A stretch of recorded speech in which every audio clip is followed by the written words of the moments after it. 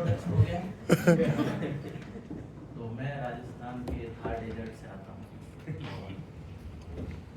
इस पर कोई लाइन है कि मैं उस माटी का वृक्ष नहीं जिसको नदियों ने सींचा है, बंजर माटी में पलकर मैंने मृत्यु से जीवन खींचा है।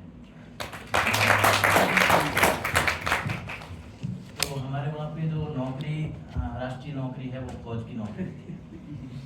सब लोग फौज में जाने का प्रयास करते हैं, तो मैंने भी 12वीं पास करने के बाद में तुरंत अप्लाई किया और दौड़ शुरू की थी, पर वैसे नहीं कर पाया जैसे यहाँ कर रहा हूँ। तो लोहे जैसी हिम्मत वाली बात हमेशा से रही और फौज की नौकरी नहीं लगी, एयरफोर्स में भी सिलेक्शन नहीं हुआ।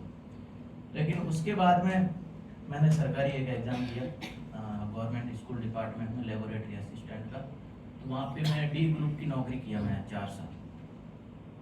तो नौकरी के दौरान चुनाव आयोग में मुझे इलेक्शन कमीशन में बीएलओ की नौकरी दी गई। वहाँ का जो पीओ था उसको लगा कि ये जवान लड़का है, कुछ बड़ा करेगा, तो मुझे बीएलओ की नौकरी दी और मैं इलेक्शन में जहाँ जहाँ पोलिंग ऑफिसर्स जाते थे वहाँ जाता था, या फिर जहाँ पे वोटिंग काउंटिंग होती थी वहाँ पे भी जाता था।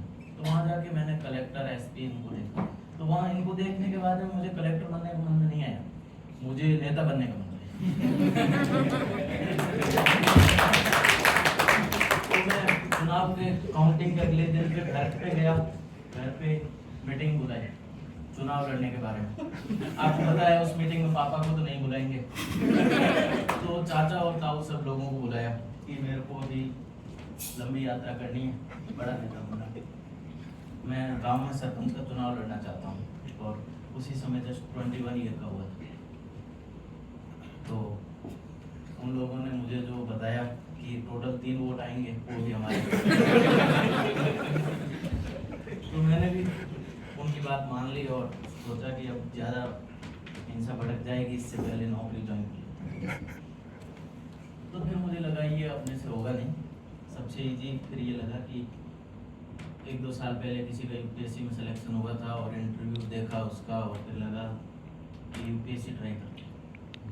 तो सारी किताबें नोट्स लेके आया और 2-3 साल लगे, दूसरे तीसरे अटेम्प्ट में आईपीएस हो गया मैं।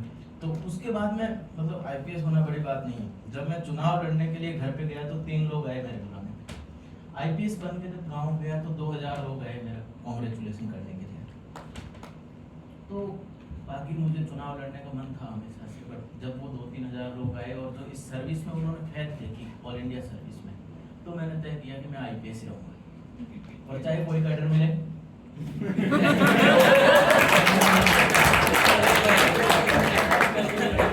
कैडर मिलने के बाद में मैंने भी मतलब मुझे दिक्कत हुई, क्योंकि मैं सिर्फ हिंदी बोलता हूँ, अंग्रेजी में भी मैं कंफर्ट नहीं था पहले, अब तो ऑप्शन नहीं है तो सीखना पड़ेगा। तो सिर्फ हिंदी बोलता था। यूपीएससी के इंटरव्यू में भी चला गया, वहाँ पे आप उन सर को तो जानते ही होंगे जो 120 नंबर भी देते हैं, नहीं नाम नहीं पता, तो उन्होंने 130 नंबर दिए। बीच बीच में वो इंग्लिश में सवाल पूछ रहे थे, मैं इंग्लिश में जवाब दे रहा था, बोला बेटा तुम तो हिंदी में ही बोल, मैं करूँगा। अगले साल सर की जगह मैडम आए तो उन्होंने अच्छे नंबर दिए, फिर मैं यहाँ आया। यहाँ आने के बाद में भी मुझे वो था लोहे जैसी हिम्मत वाली बात, सोल्जर हमेशा से था मेरे अंदर, बट ऐसे में एक दिन न्यूट्रिशन की क्लास लग गई।